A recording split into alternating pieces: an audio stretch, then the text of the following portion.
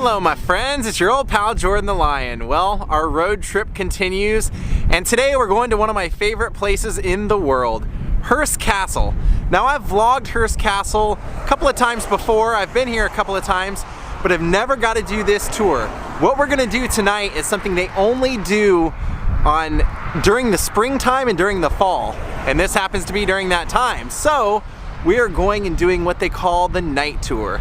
Now the night tour is where they actually have people dressed up and they portray butlers, maids, cooks, and they recreate what a night at the Hearst Castle would have been like if you were a guest of Mr. William Randolph Hearst.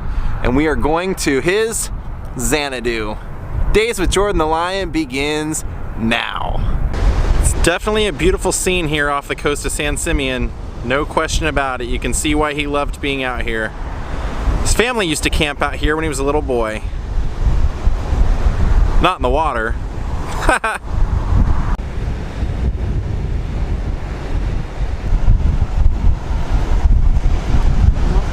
We have arrived! We've arrived!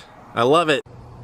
Well, for decades, William Randolph Hearst and his architect, Julia Morgan, worked on this property and never finished. We're going to go up and experience something very few ever got to experience. You know, it just dawned on me. I have my top hat for tomorrow night. What better place to wear it than Hearst Castle? Family's feelings about this special place were apparent in the Spanish name they gave to the estate, La Cuesta Encantada, the Enchanted Hill. I don't know who's going to be here and what they're going to be dressed in. It's a mixed bag every time, but they tell me we've got quite a few docents here tonight, so it should be quite a vibrant experience. You're welcome to interact with them. Go ahead and ask them questions. They might ask you questions. I don't know what they've got up their sleeve. William Randolph Hearst is America's first true multimedia mogul. By the time he starts this project in the 1920s with lady architect Julia Morgan, he owns 28 newspapers, 8 radio stations. He publishes 12 different magazine titles, and he's got his own film production company, Cosmopolitan Studios, that would eventually produce over 170 feature-length films. So that's his connection to Hollywood, and that's how he's able to afford a little something like this, and that's what he called it. He called it a little something on the hill. He wanted to build a modest country home. This little side project, as he pitched it to Julia Morgan, turned into a 28-year collaboration. And shortly before William Randolph Hearst passed away, he estimated he was about halfway done building here on the hilltop. So let's go ahead and give him another 28 years and just imagine what this place would look like. Actually, his son Bill Jr. said, go ahead and give the man another 28 years. He'll still be halfway done. Because for William Randolph Hearst, there is no end in sight for this project. There is no final rendering as to how it would supposedly look like. It was an iterative process. And the guests who were invited here, well, they were quite surprised when they got here because your invitation was not to Hearst Castle. If William Randolph Hearst invited you to his castle, you'd be going to Cardiff, Wales, where he owns a 900-year-old Norman castle on the Glenmorgan coast.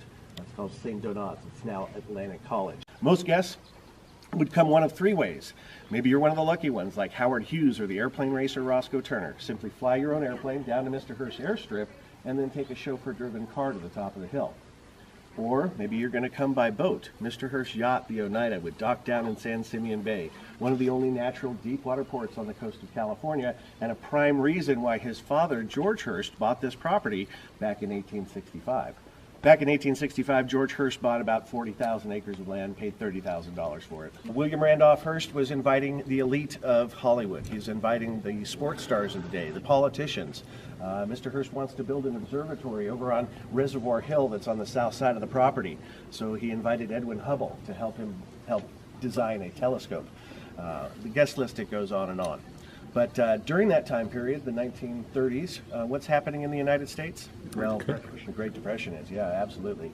And the people that were invited here, and Mr. Hearst himself, were they affected by the Depression? Not really. I mean, in some ways they were. Financially, Mr. Hearst did have some hardships. But generally speaking, on a day-to-day basis, those people weren't suffering. Now, in their day-to-day life, they would go out and they would see people in public suffering out in bread and soup lines. So coming here out in the middle of nowhere on the central coast of California was a way to get away from it all. Oh, property taxes, because California state law back then said that until your house was completed, you never were levied property taxes. So by keeping this an open construction zone, Mr. Hearst never paid the property taxes. But when he dies, it transfers hands, and then the state of California starts charging property taxes. And then, of course, keeping this place up the way it's looking now takes your generosity of a ticket purchase. Thank you very much. Appreciate it. If you forgot to bring your bathing suit, Mr. Hearst would have you covered. Unfortunately, you're probably not going to be too pleased with your bathing suit because Mr. Hearst's Victorian sensibilities really don't catch up to fashion when it comes to the bathing suit. So you're going to be wearing the old version from the 1920s. A lovely one-piece job for both men and women, often going down to the knees and the elbows. Sometimes had a high collar. Anybody know what those old bathing suits were made out of? Wool. Yeah.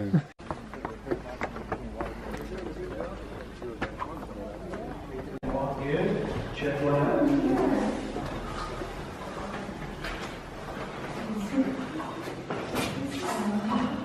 Keep one on down and take an available restroom.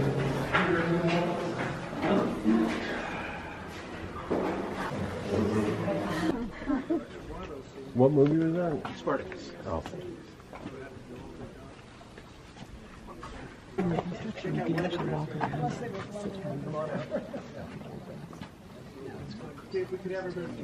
The pool itself is 104 feet long, 10 feet deep on the deep end, 3.5 on the shallow end, and you just might be able to imagine somebody like 5-time Olympic gold medal swimmer Johnny Weissmuller doing a little backstroke in this pool. He was a guest here. He's not only a 5-time Olympic champion, he's the first talking Tarzan in the movies. He's the one who came up with the Tarzan yell. The guy just said that Lady Gaga filmed one of her music videos here and made so much money that she donated $500,000 to the restoration of the Notre pool, including that Venus statue that goes in the center.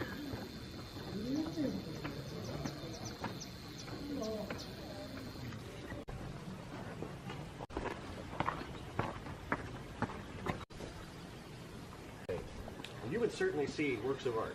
You're going to see antiques. You might even see a few pieces of antiquity. But nobody really incorporates them into their home the way William Randolph Hearst does. Directly across from us is the temple facade, a collection of Roman Empire fragments. The guy just said that that is Neptune, and that is 400 years old. It was owned by Giuseppe Verdi. Yeah. Oh, evening song. They all get their Spanish name by the view you have looking out of the front of the house. So Casa del Monte has a view of the mountains. Casa del Sol has a view of the setting sun, and Casa del Mar, well, has a view of the sea. It is the largest of the 3 guest cottages. It's an 18-room, 3-story house, 5,350 square feet. Casa del Sol is about 3,600 square feet, and the smallest guest cottage, well, that's Casa del Monte. At 2,500 square feet, you can fit that guest cottage into the living room of Casa Grande, the assembly room. Oh, I do have a question. Yes, How many sir. gallons was the pool? You said only 345,000 gallons of mountain spring water. Naturally filtered by 5 rock and gravel chambers underneath the suspended section of the pool. He had his own hydroelectric plant at the water source, Pine Mountain, so for the first 7 years of construction and visitation, he provides all the pressure for the plumbing here on the hilltop. All gravity fed, no pumps involved. Just a knife and float valve, like a simple toilet.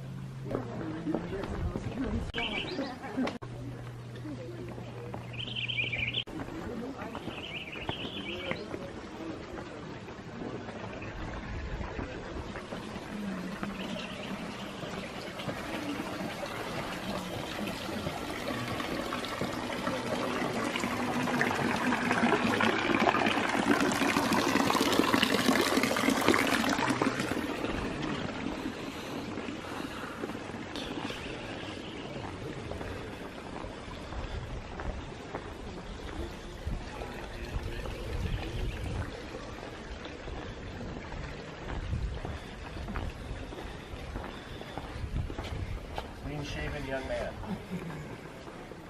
Clean-shaven older man. We don't know who they are, unfortunately. Yeah. The Romans, what they would do is the chest piece that's made out of red Verona limestone, that's a stable piece. They would knock the heads off all the time because generals come and go.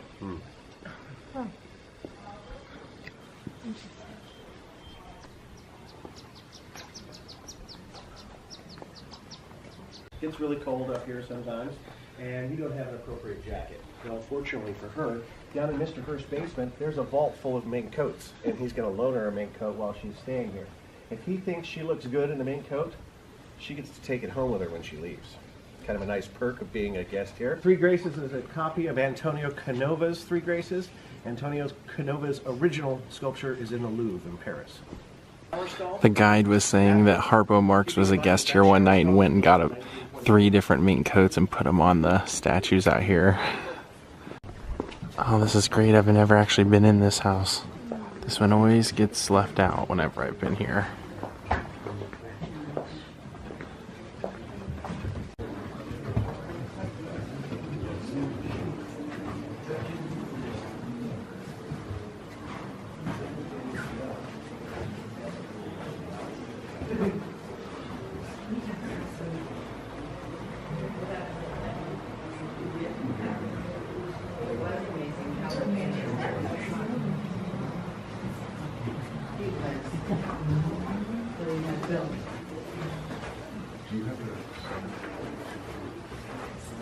Yes. Here's the boiler room, hot water, and being the indoor pool is a little smaller than the outdoor pool, they've got hotter.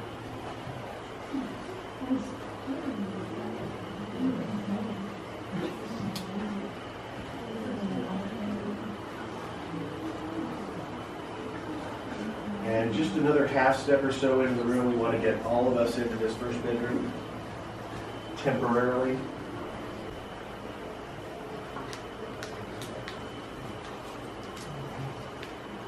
I mean, this one has both a shower and a tub, but not all the rooms had tubs.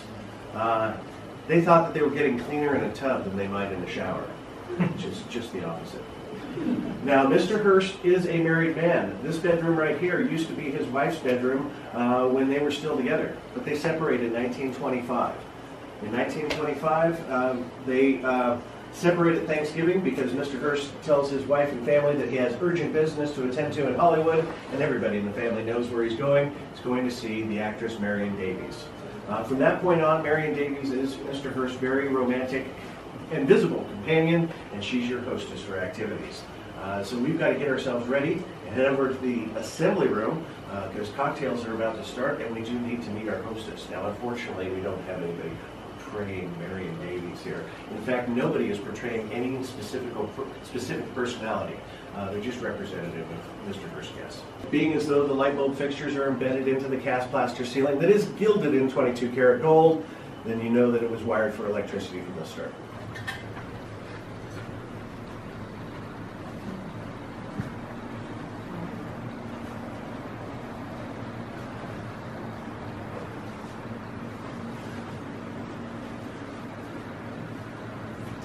I don't know. One hat is over there, and I believe the other gentleman, has got his hat over there. But ladies, you spend an inordinate amount of time pinning that hat to your hair. Sometimes it's worn off to the side with a little bit of attitude. You don't have to remove your hat when you're in the house.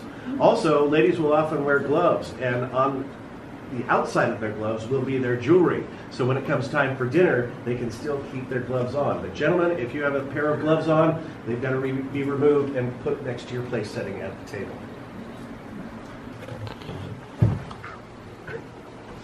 Wow.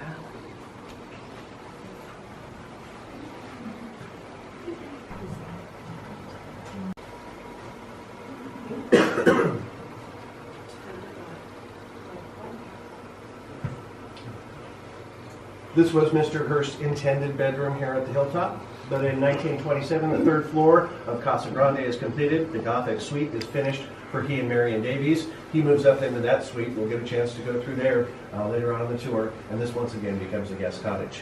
But this was the one room that Mr. Hearst actually lived here full-time in. The only time he lived here full-time was between 1944 and 1947. Outside of that, this was largely a vacation home for William Randolph Hearst. He would keep his visitation under 6 months a year so that he could avoid paying California state income taxes. Now, cocktail hour typically started around 7:30 at night. You pre-ordered your cocktails. You like a pink lady, you like a martini, you let the staff know, and that drink will be ready for you when you arrive. The drinks are not terribly strong here. Mr. Hearst has a notorious tight grip on the alcohol. He doesn't want his guests overindulging and making a fool of themselves. Cary Grant said if you wanted more than one cocktail, you better show up on time and drink fast. David Niven, the British actor, said wine flowed like glue at dinner time. Okay.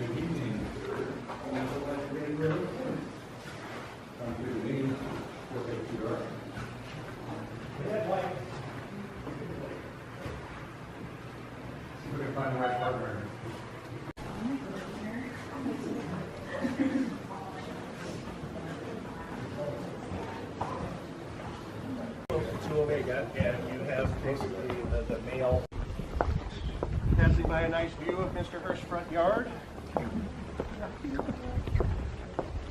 Pretty much everything that you can see from the hilltop except for the big blue thing he owned.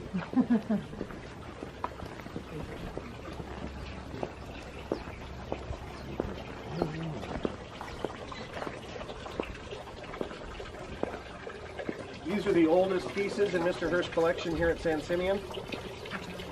These four statues range in age from 3,200 to 3,500 years of age. They're all of Sekhmet, the warrior goddess, the right hand of Ra, the sun god. I'm pretty sure that a couple of these statues came from the tomb of Amenhotep III. Amenhotep III was buried with over 700 statues of Sekhmet, one for the rising and the setting of the sun each calendar day. He was also the grandfather to King Tut.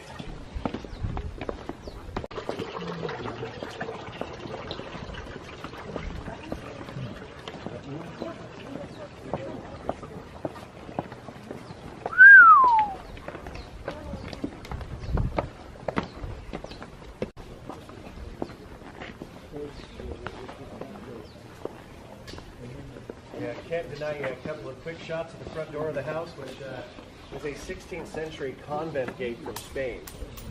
It is gilded in 22 karat gold, and that's kind of the rule of thumb around here. If you see something that looks like it's gold, it is.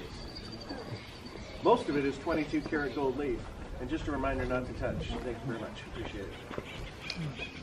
Now normally, guests would walk right through that front door. But on the other side of that front door is a nearly 2,000-year-old Roman marble mosaic. We're not going to walk on that mosaic. You will get a chance to see it as we make our way through the assembly room. We're going to take a bit more modest entrance over here on the south side.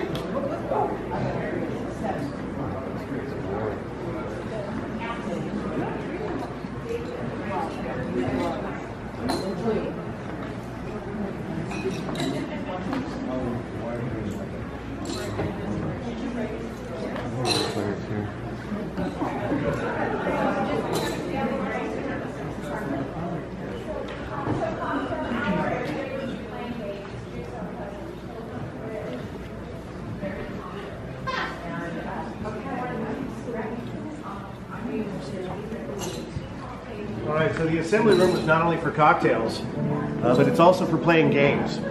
Popular games back then: poker, dominoes, mahjong, and a little game that came out from Parker Brothers in 1935 called Monopoly. Yeah.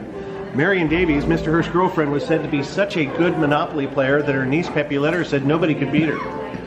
She was probably a better Monopoly player off the board than on it. She was one of the first people to invest in property in Beverly Hills, California. In fact, that's where Mr. Hearst passed away, was in her Beverly Hills home. That home's for sale right now, apparently. It's also the home where they shot the horsehead scene from The Godfather. If you have a spare $195 million, the home could be yours. Room for cocktails right around 7:30 at night. And Mr. Hearst is probably not going to be here. He's still up in his office working on his business ventures. Arthur Brisbane, one of Mr. Hearst's close business associates, was at table, Tyler Hughes, and the father of John F. Kennedy, Joe Kennedy. And she doesn't really want to get involved in the situation. And finally she acquiesces. You guys at the table. She says, well, you're going to need to get a replacement for my seat here at Pope table. Mr. Hearst taps the shoulder of 19-year-old Ted Kennedy.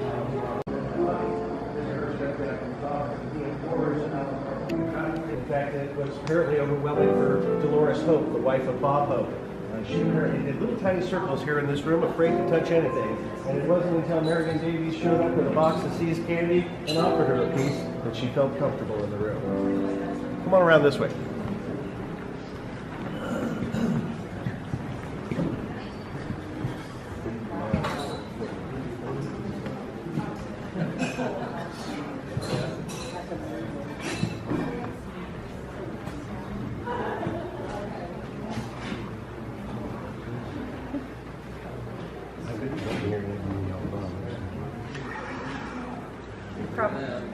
During the cocktail hour, Mr. Hearst is going to show up and join the festivities, and at some point after those festivities have been continuing, he'll take Marion by the arm. That'll be a signal to the butler to open up both sets of doors on either side. Our 16th century Flemish, they come from modern day Belgium, they're right around 500 years old, and they tell the story of Scipio Africanus, a Roman general who fought during the Second Punic War. The two tapestries on either end of the room are 17th century French. That one was done based on a template done by the artist Peter Paul Rubens. All of your meals were served here in the refectory. Old by 16th century. Into the dining room. On my part-time income. Look at that thing. That's creepy.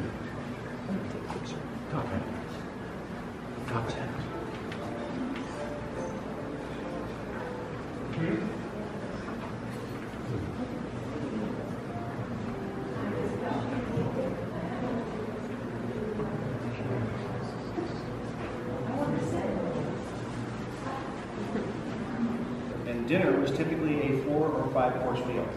Mr. Hearst sat right here, and Marion Davies sat across from him.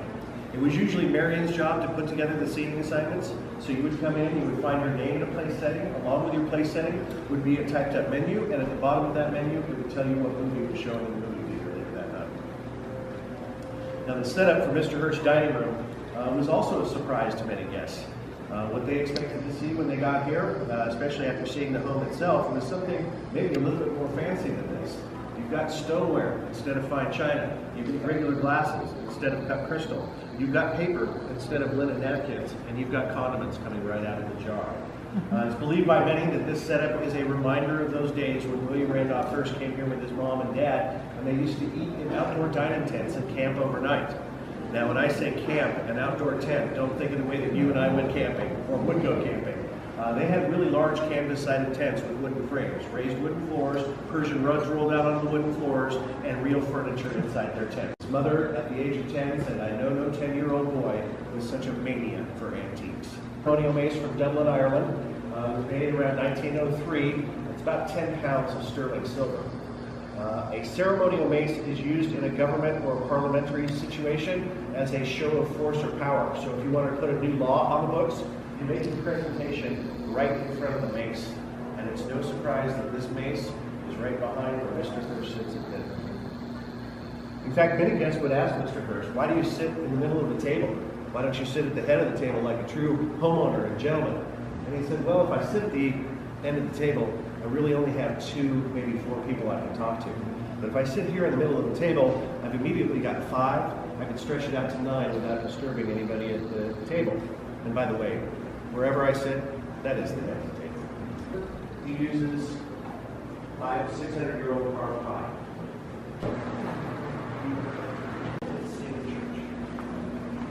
As the purchase time for many of the pieces in the collection, we do have some of that documented, but a vast majority of the collection was bought to fill out the house that was being built.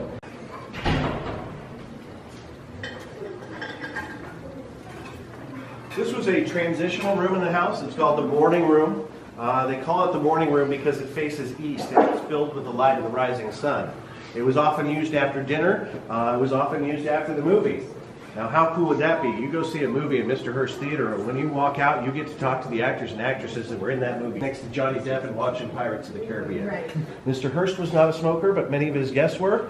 Smoking was actually recommended to be good for your health in those days. Now, if you missed out on one of the earlier meals in the day, breakfast or lunch, and you get hungry along the way, you're allowed to make your way into the pantry and fix yourself a snack. But technically, you're really not allowed to go into the kitchen and just whip up yourself a grilled cheese sandwich. But I'm going to give you an opportunity to walk through that kitchen and see what the staff had to work with. Oh wow, I've never been in here either. Never been in the kitchen. Gosh, it smells so good. It smells like cinnamon rolls in here.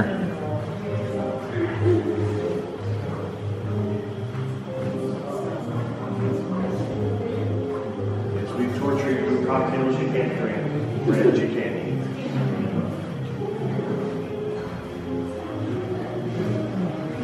Now, Mr. Hearst does have a tight grip on the booze here at the Hilltop. Hard liquor and wine, they are well metered out. But the beer taps, who doesn't need a double kegerator in their kitchen? I mean, really, when it comes down to it, beer taps were open all day long. Folks, beer is not just for breakfast anymore. So on this side, we typically have a Guinness. On the other side, yeah, a little overdone. Maybe. We'll go ahead and head into the kitchen and take a peek at some of the amenities that the staff had to use.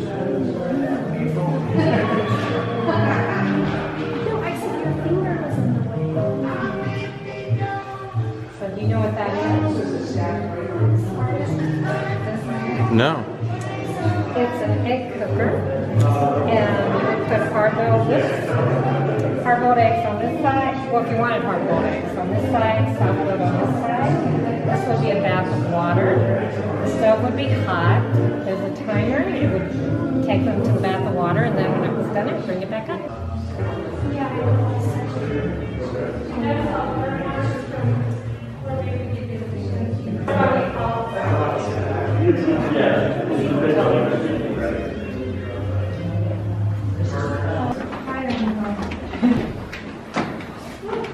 Wow. Hello, ladies. I'm doing well.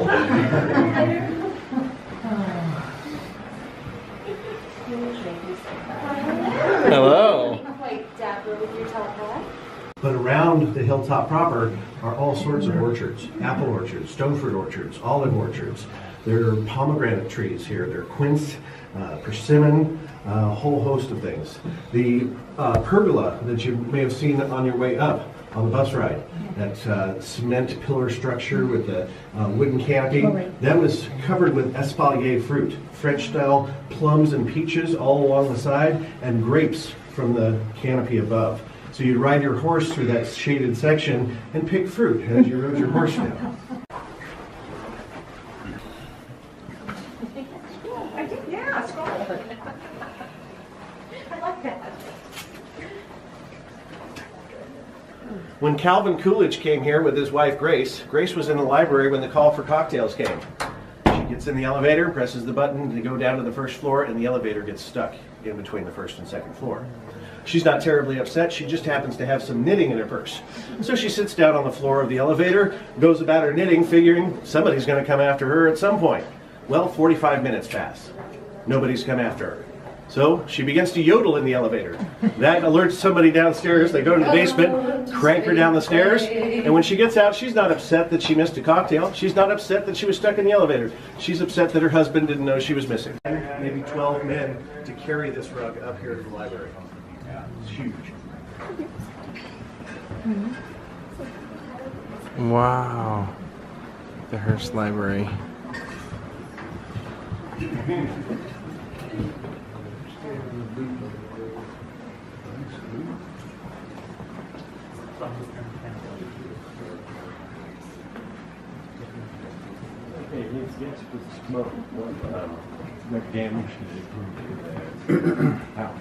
You know, as far as that goes, we can't really point to any specific cigarette damage. Besides the kitchen, where the burn marks are. Yeah, there are quite a few burn marks in the kitchen, an unintended cigarette here, Yeah. an unintended cigarette there. If it had happened to a Persian rug, and there's a few too many of them, they're just simply going to replace the rug. Mr. Hearst gave many of his staff rent-free accommodations, so they didn't pay rent. They were paid exceedingly well. They were fed, so you got free room, board, and a good payroll. So most of his staff would stay working for him for upwards of 20 years. An incredible opportunity to get a job working for William Randolph Hearst. Bill Yates said, "I was so well taken care of working for Mr. Hearst that I went to San Luis Obispo every year that I worked for him and I bought a brand new car. I paid cash for it during the Depression." That's something a housekeeper elsewhere in California simply couldn't say. Conrad, who wrote Heart of Darkness, Stephen Crane, who wrote The Red Badge of Courage, Jack London, who wrote Call of the Wild, and Mark Twain were all employees of William Randolph Hearst. They worked for his newspapers as correspondents. Mark Twain was actually a much better friend of his father George than he was of William Randolph. In fact, Mark Twain and George were drinking buddies. Mark Twain said of George Hearst, before he gave the eulogy at his funeral, he said, "There's not a thing I can say that would add a blemish to the man's reputation, other than the fact that he's responsible for William Randolph," which in my opinion is probably one of the best backhanded compliments of all time. Now, beyond this being a library, very obviously a library, this was also Mr. Hearst's wardrobe room for his costume parties. At least once a year, he would throw a lavish costume party. They would bring racks and racks of costumes from the film production companies in Hollywood. They would set them up here in the library. The guests would come up, pick up their costume. Mr. Hearst would have a seamstress and a tailor here to personally fit the costume to you, and then they would do skits and plays or reenactments according to the theme of the party. For Mr. Hearst's guests, very few of them who were just the average run-of-the-mill guest got to go up to the third floor. That's Mr. Hearst's private suite and his office. Only business associates went up to his office on the third floor. The screenwriter Francis Marion said the Gothic study was kept under lock and key.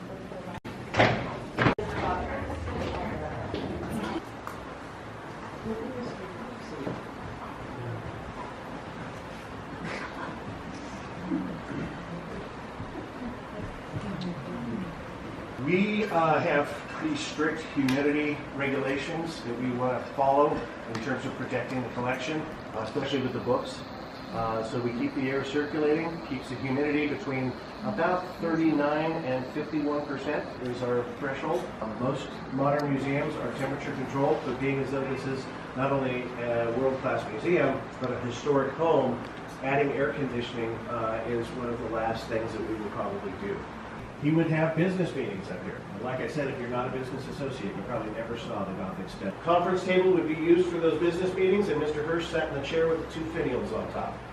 A high-powered meeting might take place at the octagon table beneath his portrait. And again, Mr. Hearst sits in the chair with the two finials on top. His portrait is of William Randolph Hearst at the age of 31. It was done in Munich, Germany by a childhood friend of Mr. Hearst. His name was Orrin Peck. The panels that go in between the arches are 15th century Spanish panels. In their original orientation, they were in a flat orientation. Mr. Hearst had the construction workers cut them into sections and camber them so you get that vaulted feel.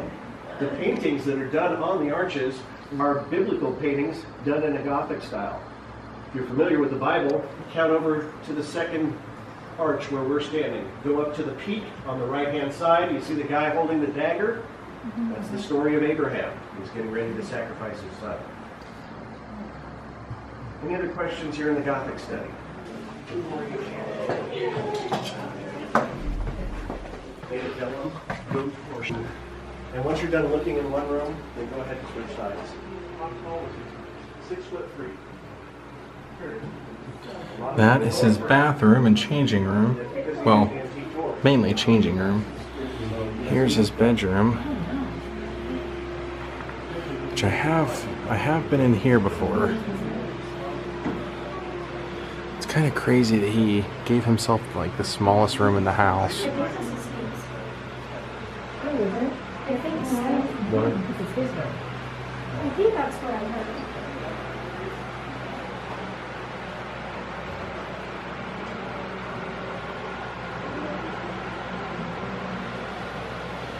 It's his ashtray. And I think that's his mother, if I'm not mistaken. Pretty sure he had a picture of his mother in here.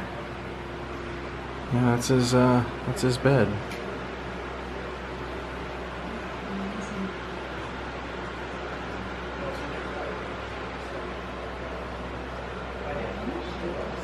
And then straight across the hall was Mary and Davy's room. She went back to being also. Oh, that's his changing room.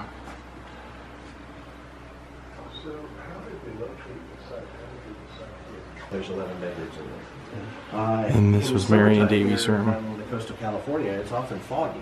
So if you're down there, Which I have vlogged this before. it'll be foggy when you get down there. And by just coming up the hill, 3 miles away from the coast, up there in the summertime, that's where we have the spot of the hill, 150 feet on top of the hill. So you come up here for a summertime camp out and picnic, and you pick the hill. We call it Camp Hill. And this was her room. This was Mary and Davy's room.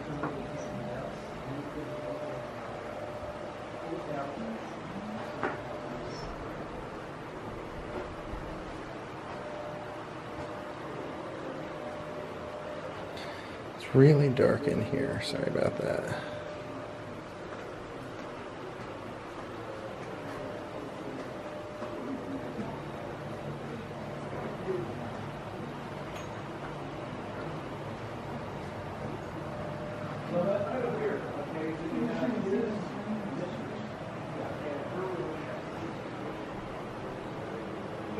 Look at the arches above her door. That's an interesting looking dresser. Now, one of the things that Mr. Hearst loves to do while he's working at night is he likes to write poetry. He'd often put Marion's name in the poetry.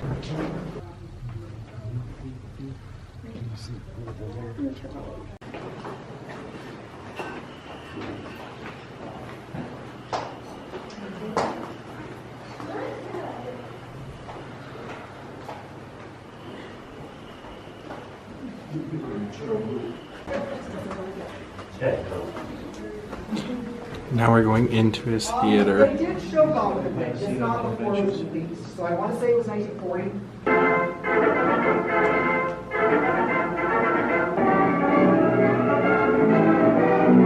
But a policy which will surely endure to our own men. Prosperity depends upon the purchasing power of the community.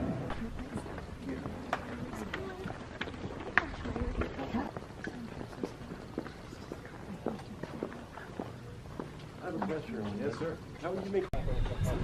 Oh wow!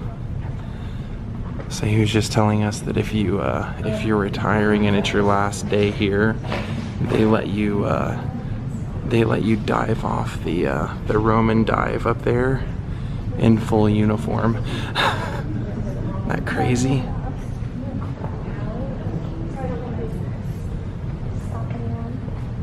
Keep walking on down until you get to the other end.